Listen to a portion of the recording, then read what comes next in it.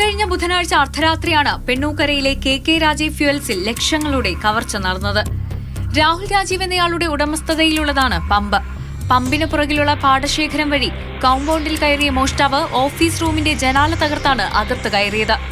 മേശവലിപ്പിൽ സൂക്ഷിച്ച 2 ലക്ഷം രൂപ മോഷ്ടിച്ചു.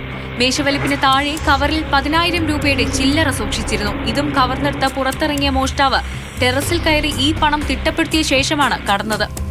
പമ്പിന് പടിഞ്ഞാറ് വശത്ത് വിശാലമായ പാടശേഖരമാണ്. ഇതുവഴിയാണ് ഇയാൾ വന്നതും രക്ഷപ്പെട്ടതും. പമ്പിലെ CCTV ദൃശ്യങ്ങളിൽ പതിഞ്ഞ മോഷ്ടാവിനെ തേടിയുള്ള അന്വേഷണമാണ് നടക്കുന്നത്. രാത്രിയിലും പ്രവർത്തിക്കുന്നതാണ് പെണ്ണൂക്കരയിലെ പമ്പ്. ഔട്ട്ലെറ്റിൽ 2 ജോലിക്കാരുണ്ടെങ്കിലും അവർ വിവരമറിഞ്ഞില്ല. രാവിലെ ഓഫീസ് ജീവനക്കാർ എത്തിയപ്പോഴാണ് മോഷണ വിവരം അറിയുന്നത്. ചെങ്ങന്നൂർ പോലീസും വിരലടയാള വിദഗ്ധരും സ്ഥലത്തെത്തി തെളിവുകൾ ശേഖരിച്ചു. പ്രതിയെ തേടിയുള്ള ഊർജിത അന്വേഷണമാണ് നടക്കുന്നത്. രാവിലെ 10 മണിയായപ്പോൾ മാനേജർ വന്നപ്പോഴാണ് ഈ കവർച്ച നടന്നു എന്ന് നമ്മൾ അറിയുന്നത്. സാധാരണഗതി ഞങ്ങളിവിടെ പൈസ വെക്കാത്തതാണ്. ഓഡിറ്റിംഗ് നടക്കുന്നതുകൊണ്ട് ഞങ്ങളിവിടെ പൈസ വെച്ചതാണ്. നമുക്ക് പൈസ വെച്ച അറിയാം, ആരോ മനഃപൂർവ്വം ചെയ്യിപ്പിച്ച പോലെയാണ് നമുക്ക് ഫീൽ ചെയ്യുന്നത്. മാതൃഭൂമി ന്യൂസ്, ആലപ്പുഴ.